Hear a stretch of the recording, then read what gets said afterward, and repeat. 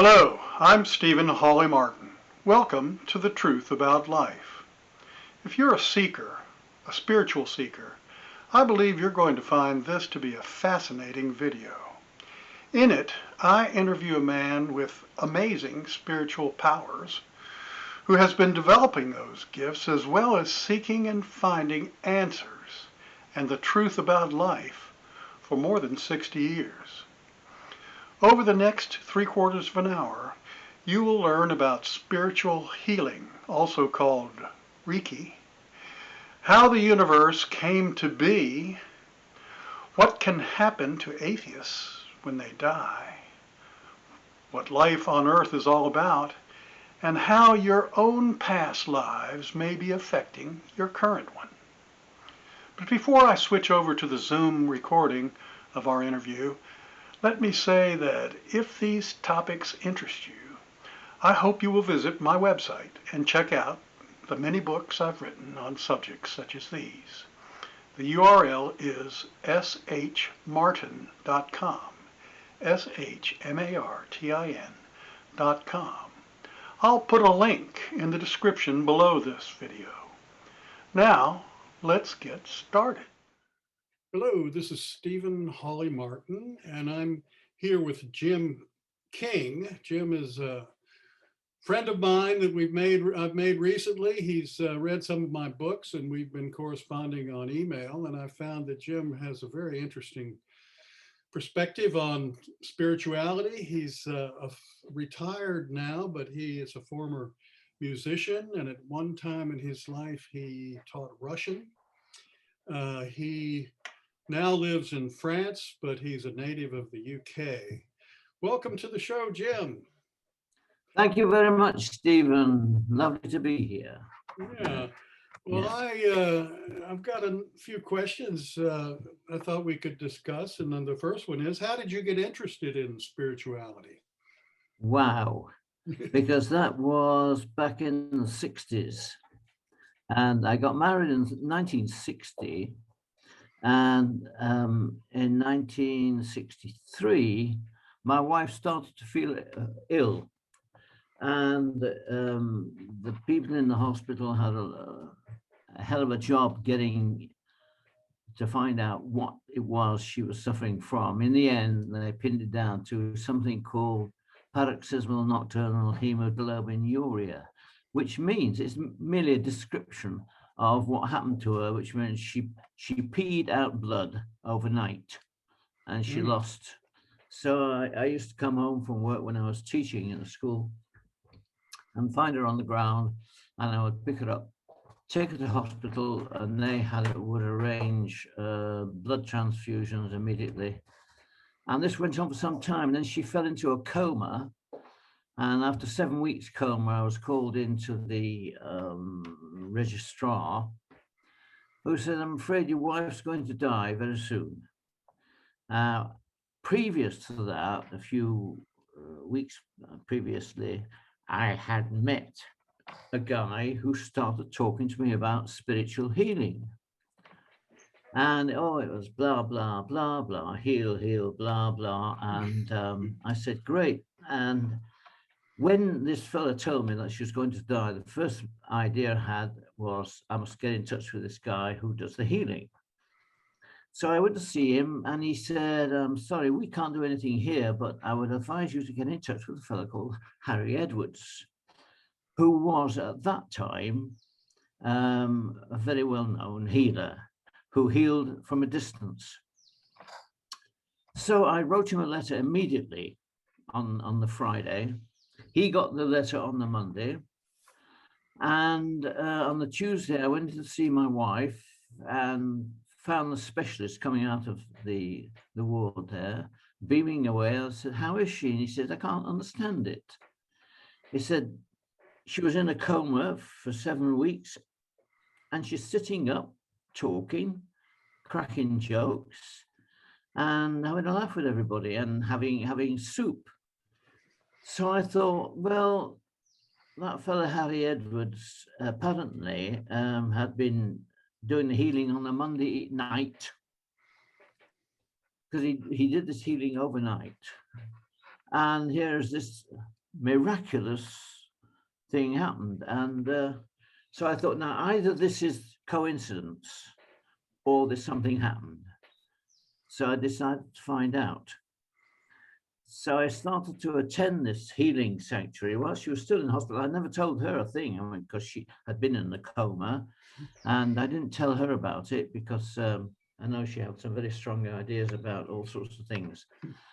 And I started going to this healing sanctuary, and after I've been going there for a week or so, the lady who ran it, who was a superb healer and medium, said to me, "Look, Jim, I think you can do this." So I said, "Okay, what have I got to do?" She said, "Stand behind this lady here, put your hands on her head and tell me what happens," which I did.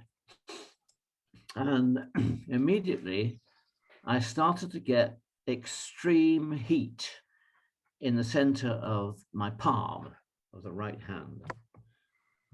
This went on, it increased and increased. So I thought, gosh, this is going to hurt after a bit, but it was extremely hot. Anyhow, I mentioned this to the healer lady, and she said, "Yes, this is a sign for you that healing is taking place.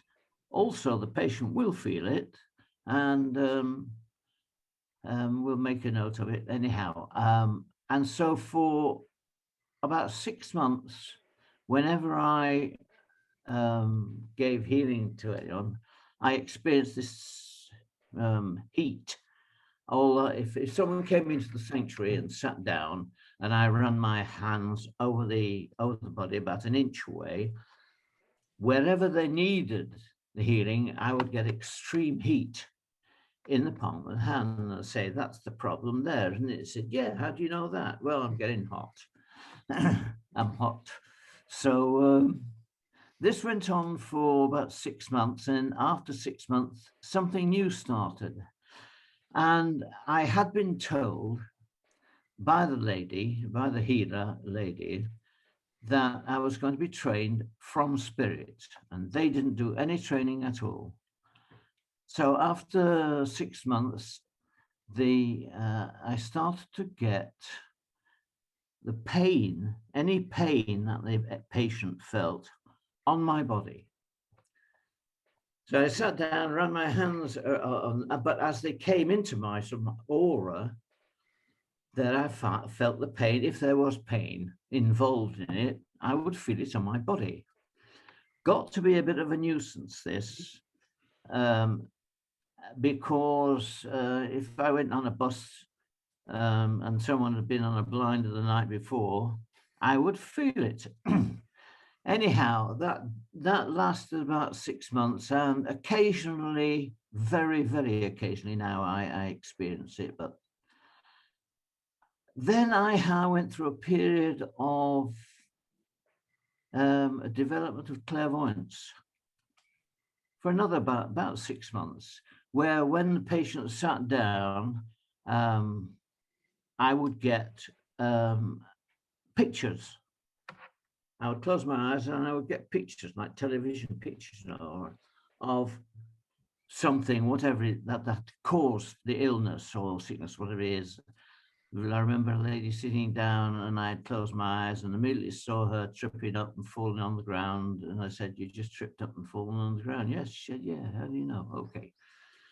And that went on for about 6 months. And then another 6 months, I started to get clairsentience.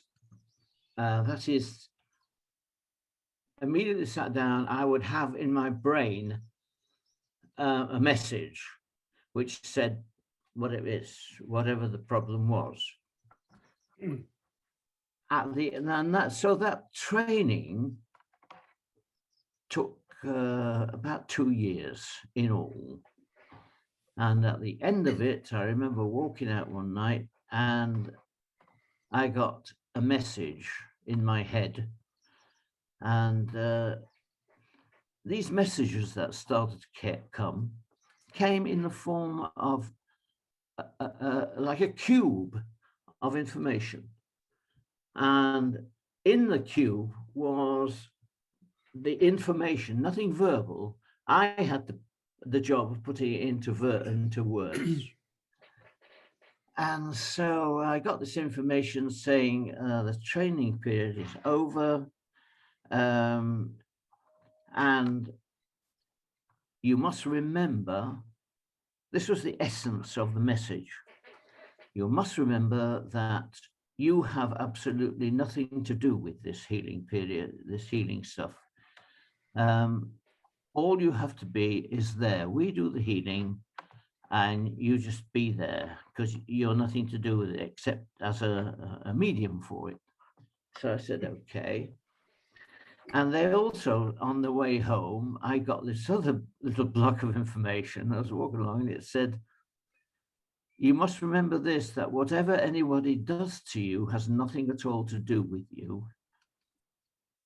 What you have to do with is your reaction to it. And this is sort of turning out the cheap thing, isn't it? That the Christian, because I had a very, very, very, very, very strict Christian upbringing, hellfire and all that sort of stuff, with which this was from my parents, and who were very, very worried all the time about Christianity. They'd had strict Christian upbringing at the beginning of the 20th century. And they used to worry even about whether they should be able to enjoy themselves on a Sunday. Even that bad. In fact, they came to the conclusion, no enjoyment on a Sunday. So it was just 3 times to church. Oh my goodness. And so I learned a lot about Christianity and the basis of Christianity at that time, of a form of Christianity which was prevalent in my area of England, at least at that time. Mm-hmm. So my interest in spirituality had been there for some time. I'd often wondered, what the heck are we doing here? What's going on? I mean, suddenly waking up thinking, hang on, what on earth is going on? What am I? Who am I? And these were questions which I had asked myself time and again. My friends must have thought it was a bit weird. Anyhow. Well, that's very interesting, Jim. I mean, your whole story there, you must have certain talents or inclinations or whatever that have that's from the family. Yeah. Although the family was strict Christian, my grandmother on my mother's side used to see spirit all the time. She was talking to them, she'd say, oh, bugger off, I'm not talking to you again now. Things like that, very often. And my father, when I started to do healing, I told him about it, because he was a scientist and very practical man. But he said his father had been a healer, which I had never been told about before. And my father had the choice when he was a young man of either becoming a healer or doing science. He couldn't see them coming together at all. So he chose science. Yeah. Well, you, one of the things we've talked about, or at least exchanged emails about, is, and this is something that I'm very curious about, that somewhere along the line, you and perhaps some others started channeling a group of non-physical beings or extraterrestrial beings, I'm not sure which, maybe you can explain, that you call the boys, that came through a medium and yes, explained all kinds of things about, why we're here and so forth. Can you tell me how that came about? That came about from the healing sanctuary. They were spiritualists. Now, I had nothing to do with spiritual. I investigated it and decided that they'd had their chance and blown it. So they said to me one day, look, there's a a medium. We'd love you to meet. And he says he wants to meet you to go and listen to him because he goes into trance and people speak through him. So I said, okay, went along, he's a lovely fellow. And he was perhaps the best medium that I've ever heard or seen in my life. He would go into trance immediately in mid-sentence. It was these people would come through, and I was with him and my first wife for 3 years, I think, and they explained creation, how everything came about, how God was in what we would think of as God, or the source, or the creator, or whatever you want to call him, how he came about. And to me, this sounded, what they said sounded extremely reasonable. And since then, my view of life and the universe has blossomed terrifically, and nothing they have said has I don't think it's been what do you say? Nothing they've said has sounded out of place. Well, let me ask you this. Can you kind of give us, that's a big subject, obviously. You could write Yes, books. it is. It's a write few books years. about It took them 4 years, then 3 years to get around it. Could you kind of give us an overview or a summary of it, of what what life is all about? And Well, the problem is our way of looking at life, our belief system, which has been formed since Constantine and what's the it?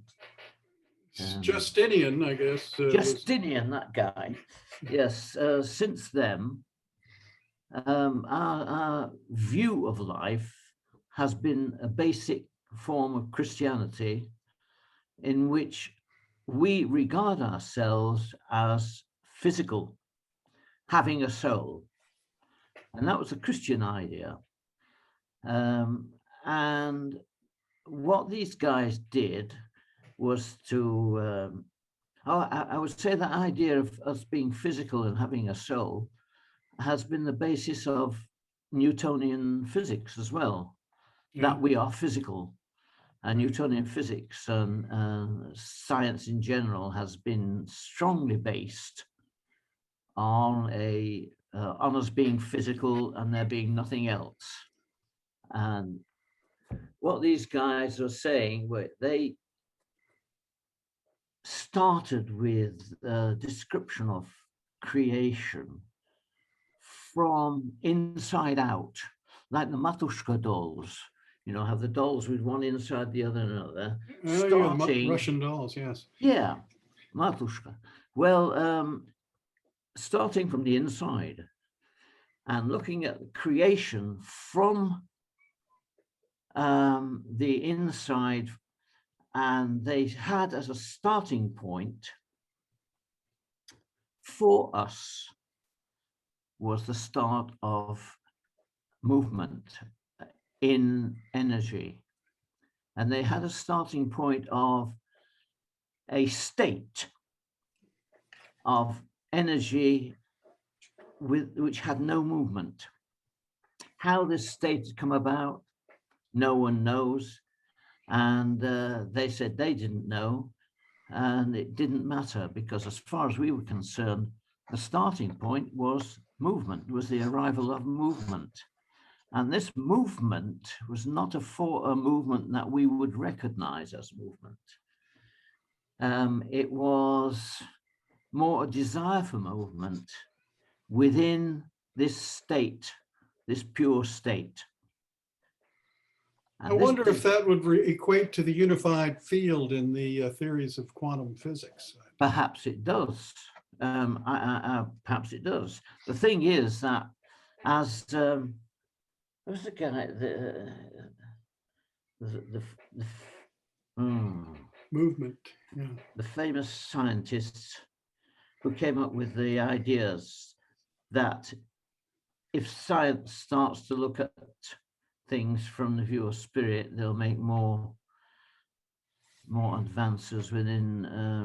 Well, I 10 know years that Max Planck, who was a German scientist, Yes. who was the one who developed quantum theory, said that you cannot, that in his studies could not get past consciousness, that he believed that consciousness was the ground of being, that everything comes from. Now, Exactly. These guys came forward with this idea that with the beginning of movement, or the desire for movement, there was also a desire for no movement. And these two forces evolved and developed between them another movement, another power, which was one which kept both the positive and the negative apart from each other. So that they ended up anyhow. It takes a long time to describe this, and we haven't got that long enough unless you want to listen for 10 years.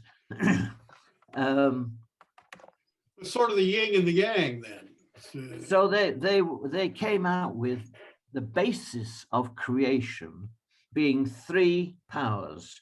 One, a desire movement, another, a desire to return to what was before, and in the field in between, which keeps them balancing. So we ended up with a negative, a positive, a negative, and a power in between, a balancing power.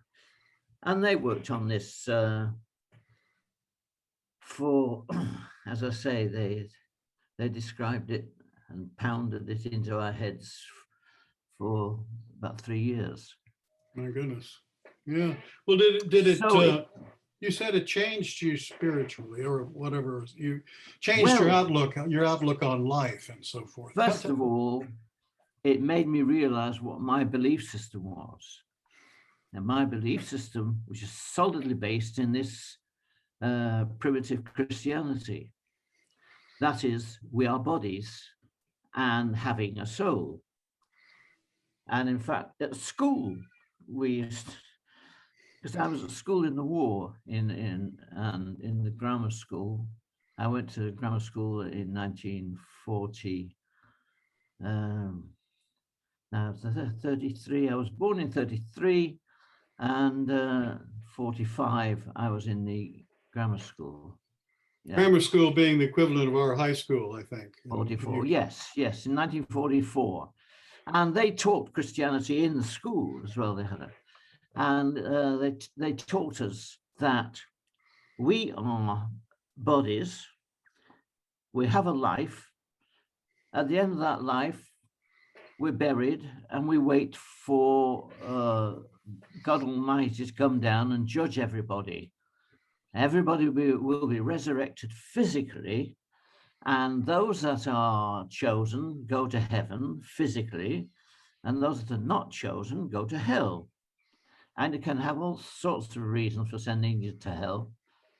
And of course, at that time in the war, we used to ask the teachers, said, well, what about someone who's in a Royal Naval ship, and they get torpedoed and blown up into smithereens, and all the bits go into the water, and the fish come and eat all the bits.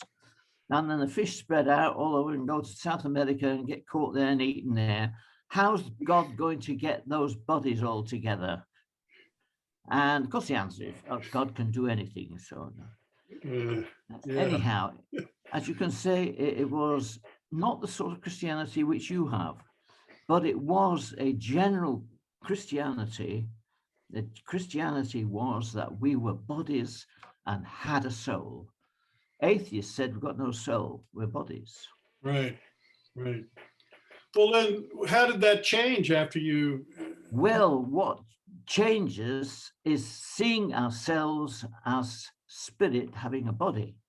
Yeah, the reverse. Now that is that is an enormous jump, and it took me years really to see myself as a spirit having a body.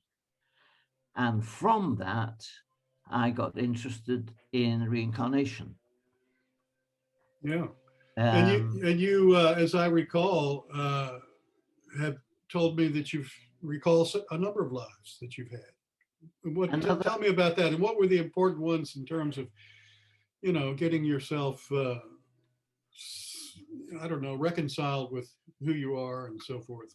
Coming to some sort of. The evolving to that state of seeing myself as spirit took years, and a slow change.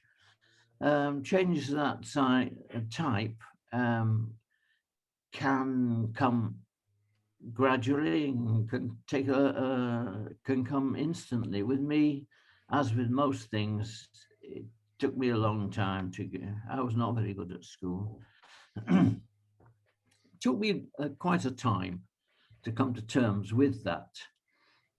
I'm now fully in it, and so that I can now see the world as a spiritual expression, an expression of spirit on a physical level. And it also taught me that we exist constantly on many, many levels simultaneously on this level. So we can come into this life and have levels of ourselves which are hidden, but which have an effect on our life, our general life, everyday life. There can be pressures from these things. I had an idea of us being like, because I worked for 10 years with P&O on ships. You're a pianist? You were a pianist on the ship? You played the piano?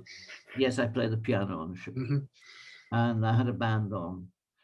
And I thought one day, we're like captain of the ship. And there we are going along and having no idea what's going on decks low below, because I went on ships where the captain had no idea what was going on other decks, on some decks. And some of them, there are all sorts of weird things going on. In fact, the richest men on the ship was not the captain, it was fellows behind the bar and the waiters. And anyway, that is another story. Yes. And I could see a captain come go without knowing what was going on at all. And we're like this, we're going through life battered by storms and that, without having no idea of what is going on levels of ourselves. And I found, when I started to look at reincarnation, I discovered lives that I had lived, which were having a direct effect on myself as a personality now. How did you find out about those lives? And we want to know about some of them, but how did that come about? How did you happen to find out? Well, I started to get interested in this when I was listening to the boys. And when we finished with the boys and I started to travel, I went first of all to Lebanon. And whilst I was in Lebanon, I found a book by a medium, very interesting book, describing her life and her the way she and her healings through regression. Mm-hmm. And she married 3 times, but the last time she married was a scientist, a psychiatrist, who had introduced at the end of the war, the Second World War, this is, had introduced, without realizing what he was doing, past life regression. He'd hit upon it, and they wrote about these things. She helped him in the regression. For instance, they had a guy coming to them who was an alcoholic, and they regressed him to being in a tent in a war, Napoleonic War, they thought it was, and he had been grievously wounded and was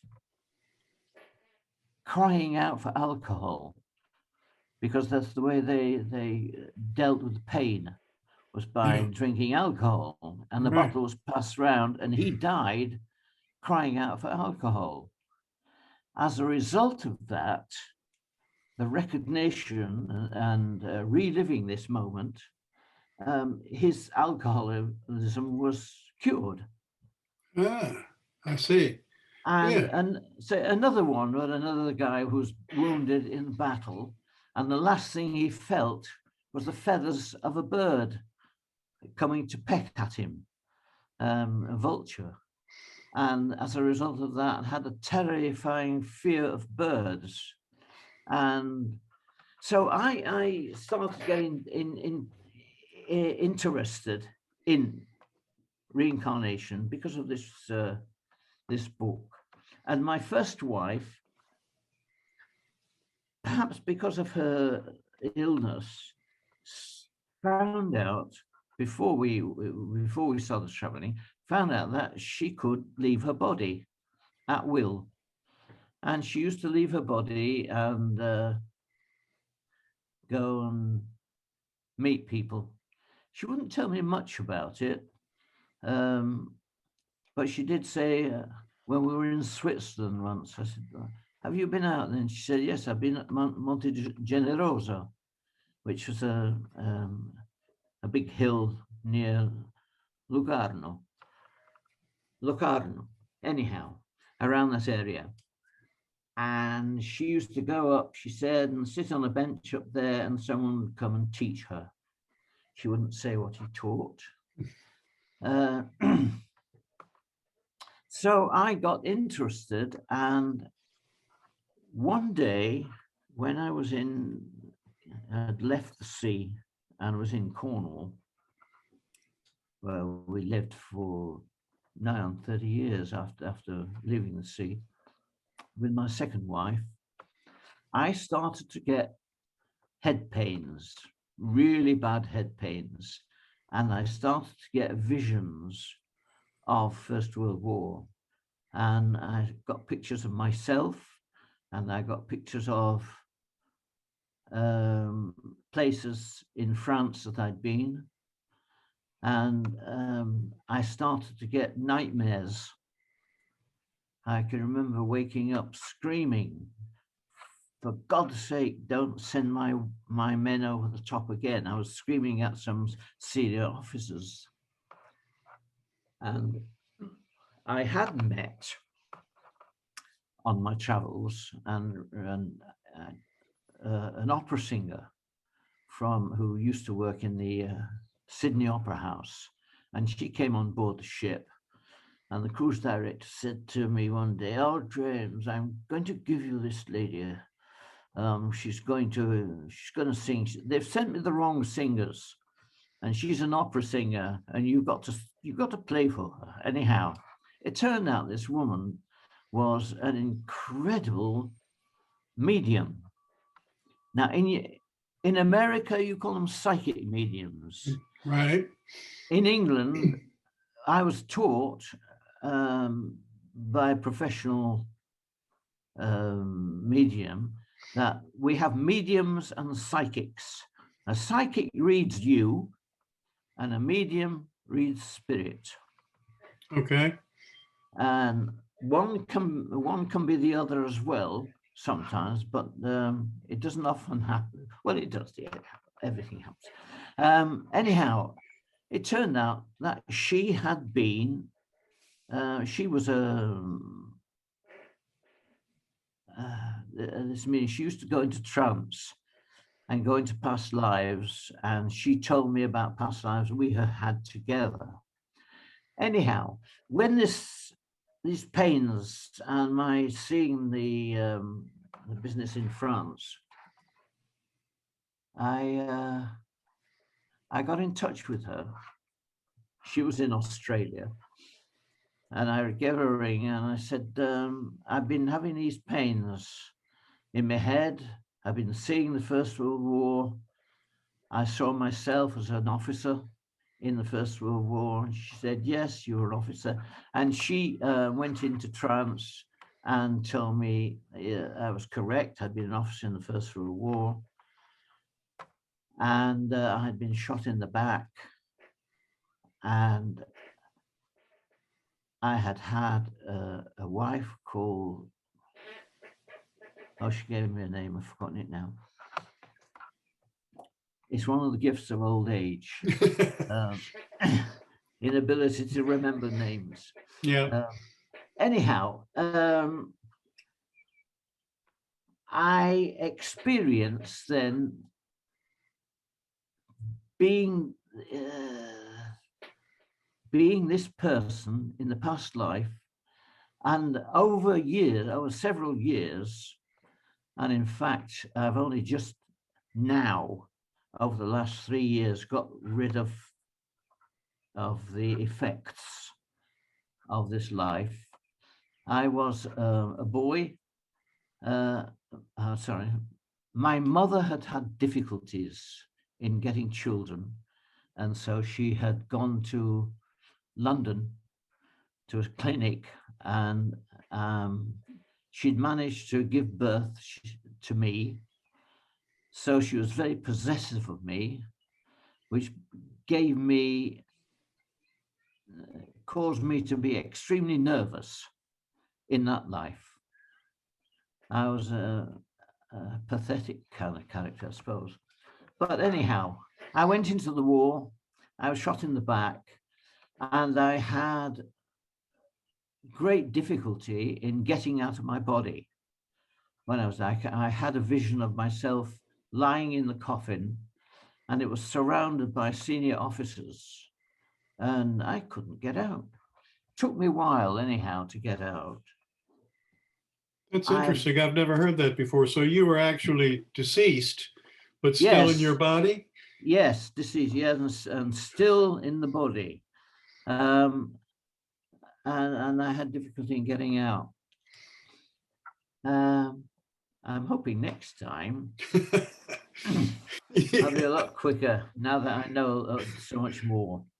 Yeah, I've heard that that's one of the problems that people often have when they pass. If they don't believe in an afterlife, then they can really kind of get stuck.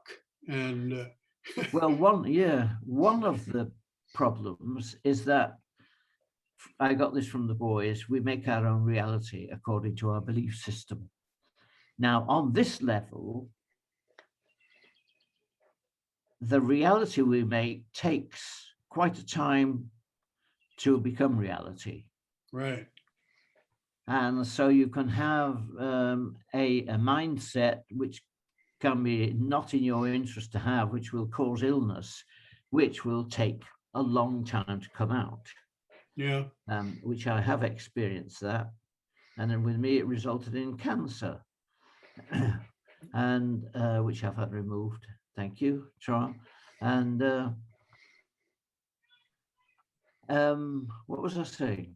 Well, the fact that you create your own reality with your beliefs. Yes, you create your own reality, and this takes in spirit level, it's an immediate effect. So you create your own reality according to your belief system. And your reality, if you're a fervent Christian, you will create a Christian level. Right. And if you do not believe, then it can happen that you experience terrific difficulties. Now, the boys did say that the problems don't arise with wicked people. Problems don't arise with ordinary people. Problems don't arrive with spiritual people. Problems arrive with people who have latched on to a philosophy of there is nothing. Yeah. And there are people, you've heard them, I hear them, because they've decided that they're atheists, there is no God, there's nothing after life, and they are the problem with which they're the ones they have problems with. Yeah. One of the things I did, I got in touch with the group in Cornwall who were doing what they call rescue circles. Yes. And these were all mediums who got together and were directed from spirit to help people who had, it's just gone 22, who had had difficulties in getting out, in coming to terms with what happened after death. Uh-huh.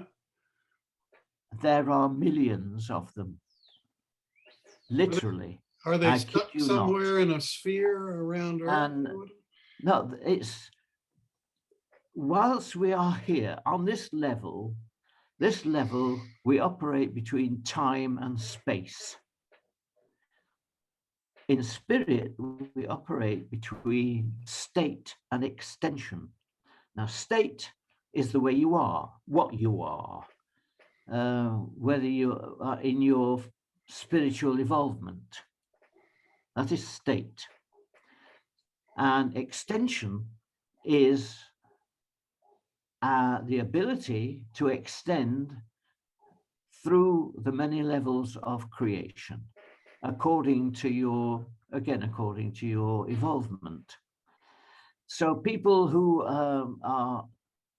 have sudden deaths, violent deaths, and sometimes very, very pleasant. It doesn't, I'll tell you about those as well if you want. Many people, and we had one fella who'd been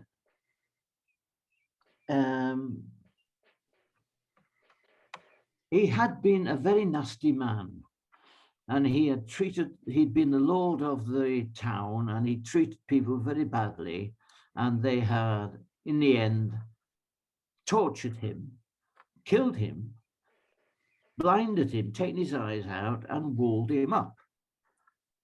Now, this fella, this group of mediums used to get together, and spirit would bring someone to speak through, and they would be guided by us.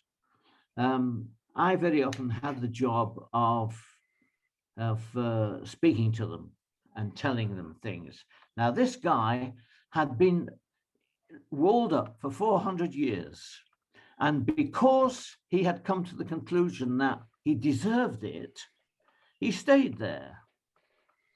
The problem I had was not in telling him that he didn't deserve it now. You've been there for 400 years. He had had his eyes pulled out and he was blind, so he believed he couldn't see. So when I said, you will see a light very soon, he said, I can't see. So I said, well, you've got imagination, have you? And I said, imagine that there is a light and it will come to you. And eventually he saw the light and he went and he disappeared. But he'd been there for 400 years, believing that he deserved it. Yeah. And there were others who had been trapped, lots in the sea, spent their time in the sea and didn't know what to do. They were drowned and floating around with the fishes. Yeah. And so I found out that I've heard those kinds of stories from others. A good friend of mine was in a group like yours who did rescue, and he said that once they came upon a sailor whose ship had been sunk, and he had been clinging to a raft or something that kept him afloat, he thought, for a century Yeah. or something like that. And they finally talked him into believing that he was dead. A friend of mine, I may have told you about, had a house that he was redoing, and it was an old house, several hundred years old. And when he would go to bed at night, he would hear, he thought he could hear someone screaming for help. And eventually, long story short, he went down to the basement and had some workmen tear out a wall, and there was a skeleton behind that wall. And they took the skeleton out and buried it, gave it a Christian burial, and that was the end of the night noises that they had had. So apparently that person had been behind that wall for, 100 years or perhaps. So that sort of thing, I guess, can happen. Well, tell me, we're getting close to the end of our time here. What would you advise spiritual seekers, people who are looking? There are a lot of young people in particular in the United States, and probably in England as well, I don't know about France, who are waking up to a new reality that really the old scientific materialist Christian idea that the only thing that exists is physical reality is not correct, and that in fact everything does come from spirit, and that we are spirit having a physical experience, and that the idea perhaps, and tell me if you think this is right or wrong, that really we come here to learn and to evolve, and that's how we evolve in the physical realm, because things do take a while to happen, and our beliefs do create our reality, and we need to realize that and evolve accordingly, adjust our beliefs. What advice, first of all, do you agree with that? And second, what advice would you give these spiritual seekers? Well, I was aware of the start of the revolution in the end of the 50s. I was aware that there was a revolution in thought beginning. As I lived through the 60s, and I can remember them, which is quite rare, I've been told. But I knew that it was going on. There was something happening. A change was coming, because I can remember how people were in the 30s and the 40s. And when they got to when we came into the 60s, things were changing. And I can see now the way that things have been going, and a spiritual revolution is taking place. Yes, I agree.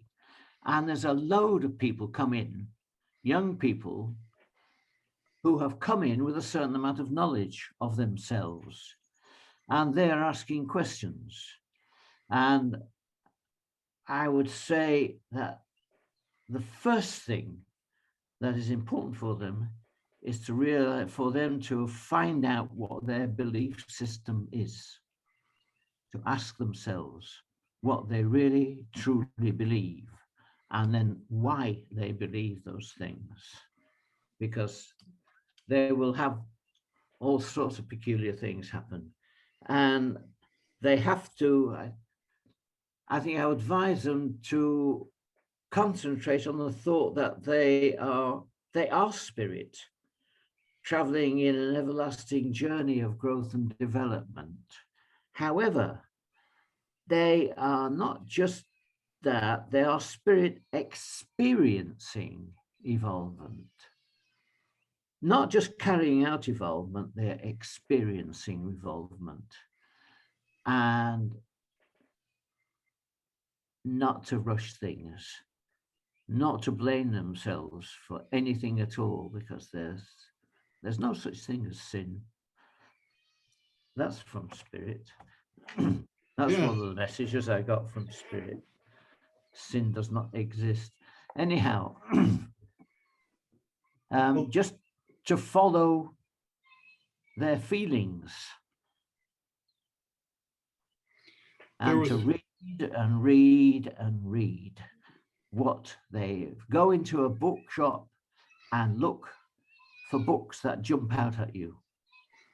I've had that so often. Walk into a bookshop, and I was looking for a book. That particular book that I talked about I was so pleased with it. I lent to someone in Lebanon, and I didn't get it back. But wherever I went, I've lent this book 5 times and not got it back. But wherever I went, I found it. I walked into a bookshop once, and it was full of books. They got them all over the floor. And the first pile I went to, picked up a book, and there was the one I was wanting. Go into a bookshop and look for a book which cries out to you. That's amazing. I've had that same experience. Well, listen, Jim, this has been very interesting, very enlightening conversation. I've enjoyed it, and we'll talk again. We'll talk again later. So. It has been a wonderful conversation, and thank you so much. Well, it's been a great pleasure talking to you. Hello again. I hope you found that interview as fascinating and as enlightening as I did conducting it. If so, please visit my website, shmartin.com. That's shmartin, martin.com, and check out my books. I'm pretty sure you'll find one or more you'll want to read. Simply click on the link in the description below the video. Thanks so much for joining me today.